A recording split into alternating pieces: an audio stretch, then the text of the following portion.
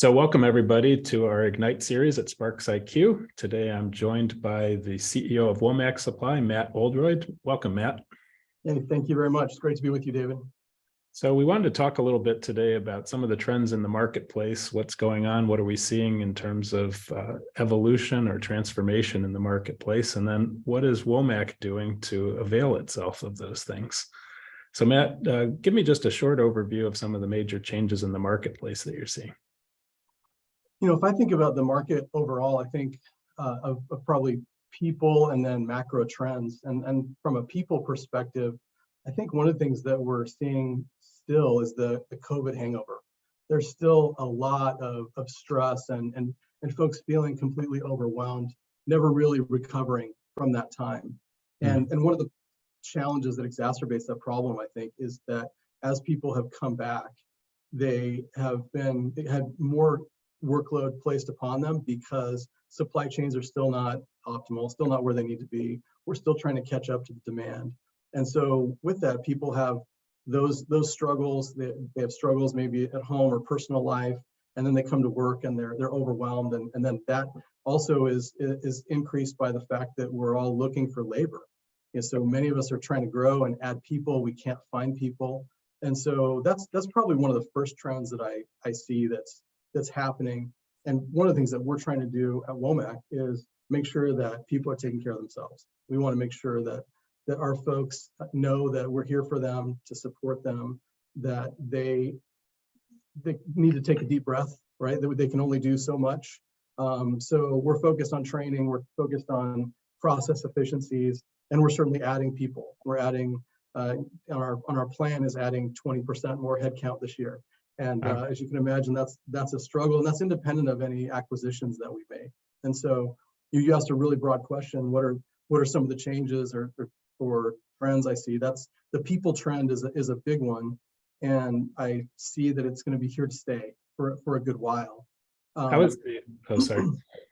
No, I'm sorry. I was going to say, along with the people trend, I think is our market, which is automation, and that's where we see the macro trends of onshoring and reshoring, and then we just talked about the struggle with getting enough good people in the right roles, that it leads to an opportunity for automation. And as a motion control business, we're always looking to try and make things more efficiently. And we will often suggest robotics and other motion control solutions to our customers. Sometimes we will hear from them, hey, but I don't want to displace my people. And for us, we constantly come back to the idea of, we don't want to displace your people, we want to elevate your employees, right? We want to help them to do more. Let's let the robots do the mundane, the dangerous, the dirty task, and let's elevate your employees. And so I'll stop rambling, but I think for what we're seeing is those are two key trends related to people that I think are here for a good while.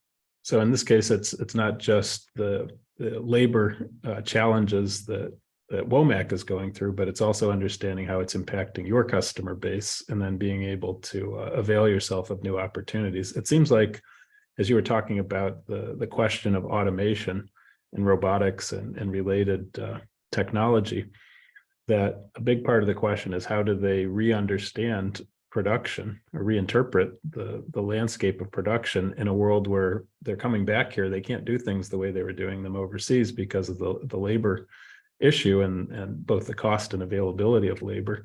Is that a big change for them to envision this new way of doing things? In a lot of ways, I think it is. And I think that's partly why we get those questions, because they haven't thought through it.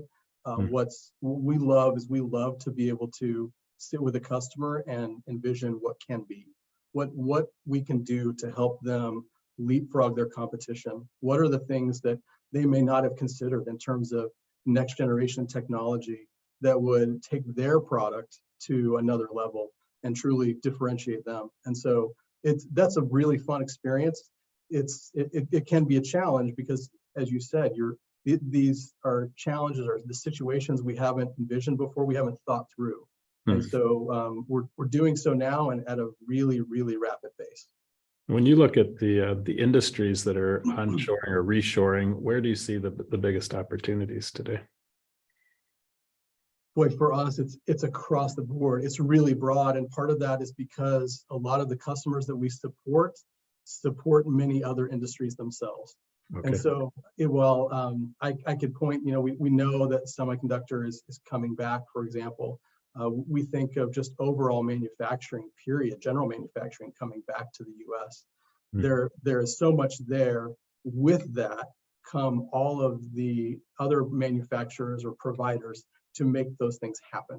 And so that's really where we come in. I feel like what I love about Womack is Womack makes equipment move across every industry. So as I drive down the street and I look at anything that's happening, whether it's the roads or the electricity, the construction going on, a plant, food plant, you name it, we're involved in every aspect of life. And that's what's exciting to me.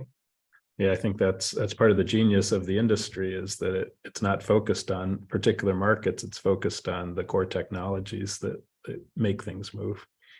You mentioned a little bit about the workforce. In a lot of the markets that SPARXiQ is involved in, there's not only the challenges of the overhang of COVID, but there's also a demographic cliff approaching, which is where a large share of employees are reaching retirement age. Has that been a challenge for Womack?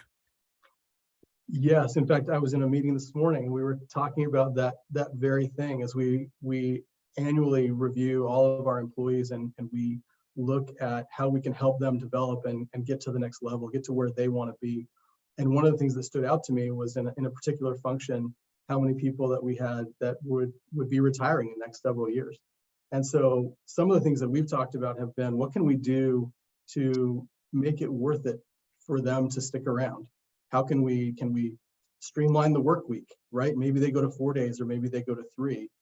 One of the other things that came up was a mentoring program, really working with them to help mentor newer employees, because these are folks, in some cases, we talked about one employee who's planning on getting to 50 years with Womack and just a few years away. And it's a really exciting thing.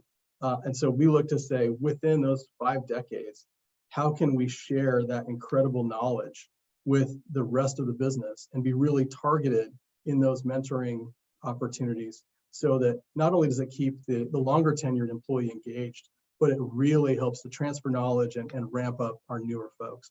And that's something we also think really strengthens our culture. Sorry. I think the word that caught my ear was knowledge transfer, because there's so much accumulated knowledge. And I frankly don't think the mechanisms exist today to completely or adequately transfer all of that knowledge quickly. And so I think you were really pulling on an interesting thread, which is how do we, kind of move past this binary world where you're either working or you're retired, and how do we create some hybrid approach where people can have a productive 5-10 years of sunsetting, where they can be mentoring or finding other ways, even supporting customers. You just think about the accumulated knowledge in this industry and how much of it is at the point where something has to happen, or a lot of customers are going to be unhappy and a lot of employers are going to be unhappy. You're exactly right. And I think that's well said around knowledge transfer. We used to think that we could just do a whole bunch of videos and we could have David record everything that he knows and share it with everyone. But we found, while those are helpful and useful as we think about applications and sharing understanding, it's not the same as one-on-one communication, working side by side with someone. In fact, it reminds me, I remember when we had some of our staff was out during COVID. We kept our manufacturing team and our warehouse team here, and the executive team was here every day to support them, but we didn't have a lot of the customer service teams. And I remember when we first brought them back, I walked through customer service and I saw several people huddled around a cubicle, and they were talking about a particular challenge and how they were working together to resolve it. And I use that example all the time to say, this would never happen if we weren't together. We really are a people business, and that knowledge transfer happens next to each other, side by side, as we're working through challenges. It's just not quite the same to do it via Zoom, via Teams, via whatever other vehicle. I think a lot of things work really well with technology. We learned how we can use tools like Zoom to win business with customers that we never had to meet in person. But in terms of those knowledge transfer opportunities, they were much more difficult if you were not in person. Yeah, you have to have a reason to transfer knowledge. I think that's the crux of it. You can't just like abstractly transfer knowledge. You actually have to work on real problems, and that's when those insights get pulled across. I know you've been interested in some of the implications around Chat GPT and other AI tools. How do you see that impacting the motion control space? You know, I think they're fascinating. I think we're still very early, and we don't necessarily know all the many applications they have. But so far, I think in terms of allowing us to work more efficiently, especially in a lot of the professional roles, that's what's been fascinating to me. At the same time, and I'll give an example. You know, if I want to pursue a business in a new market that I'm not aware of, I can simply ask ChatGPT to tell me about the opportunities and maybe some risks or pitfalls that I should consider. And generally, it gives you a pretty good place to start. So I like that in terms of it's helpful to maybe clarify, give me some thought starters, maybe even as a check, if you will, against what my ideas were. But I will say also, you know, it will tell a story, and sometimes the stories are made up, and it will also come up with its own sources. And so you can ask, you know, is that a legitimate story, or where did you get that source? And it will say, you know, no, it's not. And the same is true with Google's Bard, right? With ChatGPT, the data set is a couple years old, and so that has its own challenge. You can put an ad on there, and so with all these, I just think they're so early, but it's fascinating, I think, for us to think about how we could use them to be more efficient in our jobs. Last point, I'll stop rambling on this, but if you look back where we were 30 years ago, so nearly 30 years ago, I was starting my career and I got my first email address, right? I'd never had email before. An email was sent in all caps, right? From a DOS-based computer, but just as Windows was coming out. And it was a totally different world. And you think you didn't have cell phones necessarily. You were not tethered to your office, your work 24/7 versus where we are today. And there's so much, I go back to what I said at the beginning, it's so overwhelming to employees. What can we do to try and improve their lives while also improving productivity? And I think that's where some of these AI tools, if used properly, can have a big impact and help us be more efficient with our time, while also, you know, hopefully getting some of our time back. So you might go to ChatGPT and ask, who should Womack acquire in 2024, and see what kind of answers you get. Now, I know you've thought about acquisition. How important is acquisition in the landscape as you see it today? I think it's really important. I think, you know, going back, I'm joking. I need to ask ChatGPT. I haven't done that yet. It makes me think that if I do, it's probably been listening to me this whole time. Probably knows my top 10 targets anyway. So acquisitions are really important to Womack, and we have had dozens and dozens of conversations with CEOs and business owners over the last year. We've made a number of offers. We've gotten close with several opportunities. In the end, just haven't felt like it was a win-win, and so we haven't pulled the trigger on any of those. But we're hoping to change that in the very short future. So we believe that we will be one of the consolidators in the market. We think with our partnership with Platte River Equity, that we will be looking to add to the motion control expertise that we have, both within our existing geography as well as beyond our existing geography. And with that scale that you and I talked about earlier, the scale of a true motion control solution provider, I think that is what will really set us apart in the market to our customers. So that they know that we can be technology agnostic. We can come to them with whatever technology they may need, electric, pneumatic, robotic, hydraulic. We have the solution, and we're going to bring the best solution to them, especially as EVs and hydrogen continue to accelerate. We want to be the solution of choice for them. Yeah, I had a conversation on the Ignite series last fall with Charlie Hale, who's been very active in the motion control space, and he suggested the critical scale was around $25 million of EBITDA, which for a 10% company would mean $250 million in revenue. Obviously, those are few and far between in the industry today, but is there a logic for that? And if so, how would you describe it? I think that's a reasonable number. I think there is logic for that. I think there are very few of those players, as you said, that are that size. And certainly, if you focus more on the automation side, there's very few of those players. And most of the time, they're founder-led, and they are more of a regional, local player that is really good at what they do. And like I said, I've talked to over 100 in the last year. And it's fascinating to hear their stories. They are outstanding business people. They have incredible technology knowledge. The challenge to scale, as you said, is they usually have pretty lumpy revenues because their business is usually project-based. It's not consistent. That limits their ability to invest. And then depending on their customer base, if their customer base is really focused in one particular industry, that can be a risk as well. And so they tend to focus on a smaller geography that they can cover in the best way possible, and they don't necessarily go beyond that. They're starting to get gobbled up, as you know, by some of the national and even international players who are trying to build scale that way. And so all that's a long-winded answer to say, I don't think that 25 million of EBITDA is too far off. And I think you'd want to have that consistently to be able to make the kind of investments that you need to. Yeah, I think one of the ways of answering the question, what is the minimum of efficient scale in an industry, is to ask what are the capabilities necessary on a point forward basis to be a market leader. And so you start to understand it at that level. You have certain critical investments that have to be made. Things like how do you fulfill orders? You know, there are new fulfillment center models that are much more capital intensive than the old hub and spoke branch model. You think about the importance of having a good digital footprint for your business.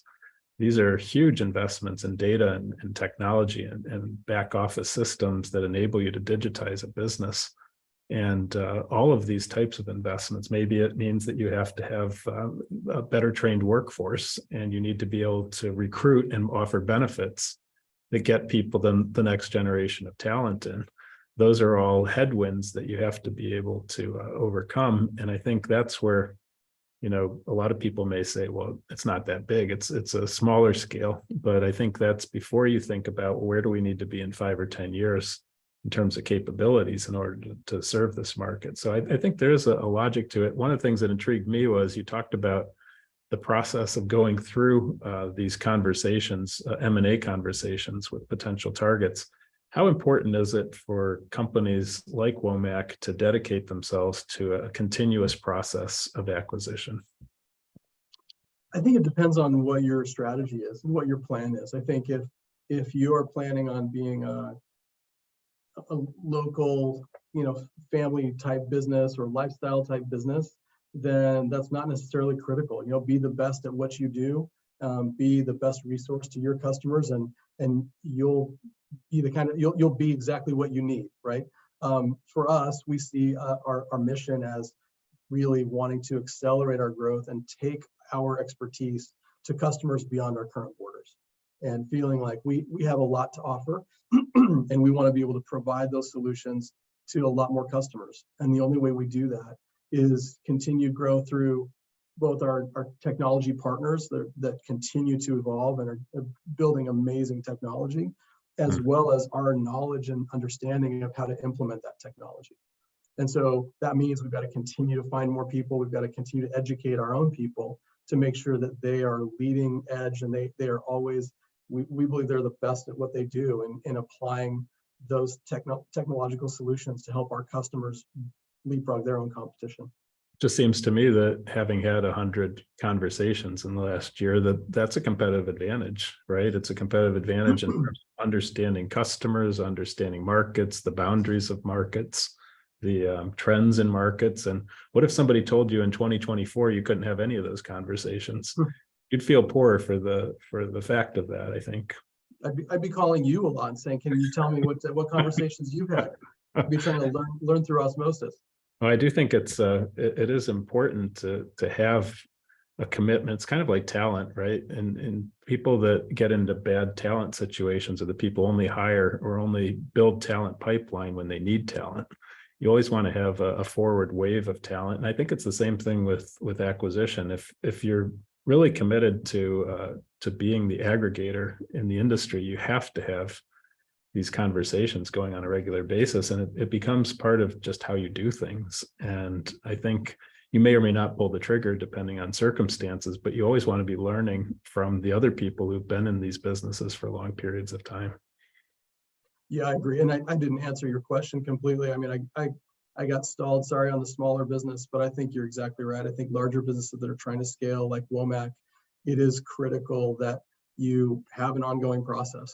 And you said it well. I think whether that's hiring people, we always want to be having discussions with people to join the Womack culture. We think we have an outstanding culture. We want to be having those discussions frequently, constantly. What can we do at the same time with acquisitions? And if you're always having those discussions, you know, we learned certainly that timing is everything. And in those discussions, often it wasn't the right time, either for that particular business owner, or for us. And then you continue to move forward, and hopefully at some point the time that the stars align, the time is right, and we get together and we're both better for it. I think one of the things that's interesting about that is let's say you're committed to this idea of acquisitions as being key to reaching minimum efficient scale in the industry. I think it also creates some healthy pressure inside the organization to create organic growth. So acquisition is obviously inorganic growth, but I think it has a positive feedback loop into organic growth, which is where you have to answer the question, what capabilities do we need to have as a company to warrant the acquisition of other companies? And if we're not better than the people we're acquiring in certain key capabilities, there's no arbitrage opportunity there. And so I think it's a very healthy dynamic between time pressure and capability pressure. I think it produces a healthier organism. Yeah, that's a great point. I think, and what's interesting is every time we're looking at these potential partners, we're trying to identify exactly what you said. Where are we better? Like, where do we bring something to the table? And hopefully, where are they better? What capabilities do they bring to us that we don't have ourselves? Or what processes have they implemented, are they using that are more efficient than ours? And how can we come together and as you put, you know, the best process from both together, we're all that much better off. I could imagine over the course of 100 conversations, you get off of one call with one party and you realize, okay, they've got the capability. And then the next call, you realize who needs that capability. You start just matchmaking that way. Yes, there's truth in that. Yes, that is, and we actually did a lot of that. And it's funny you say that. We did make a lot of introductions, and we did end up with a lot of customers where we saw that there were things that we could provide to these companies that would be helpful to them. So it was a great experience overall. And as you said, I think doing that and having a process for doing that just keeps us fresh in terms of understanding the market, the industry, what changes are happening, and things we need to be aware of to make sure we're in the best position possible to move forward and succeed. So not to put any pressure on you, but were there any cases where you went through those conversations and you said, this is something we need to get better at Womack, regardless of how we proceed from an acquisition perspective? Yeah, I would say there were a lot. I mean, I felt like I learned something from almost every conversation. And so I'm trying to think, you know, what stands out specifically, but I think there were a number of conversations where we recognized whether it was how their sales force was structured, how their customer service team was structured, how they priced, kind of different go-to-market plans. There were a number of things like that stood out that we took away as that seems like a better option or a better approach than what we have, and we need to improve accordingly. Yeah, I think there's a lot to be gained that way. Just trying to think if there were any other good questions here. I think we've covered most of our topics. So I want to thank you for getting together with me today. It's been great to learn about the Womack experience and your vision of the future. And want to thank you again. Thanks so much, David. Pleasure talking with you. I look forward to seeing you soon. Okay, take care. All right, take care. Bye-bye.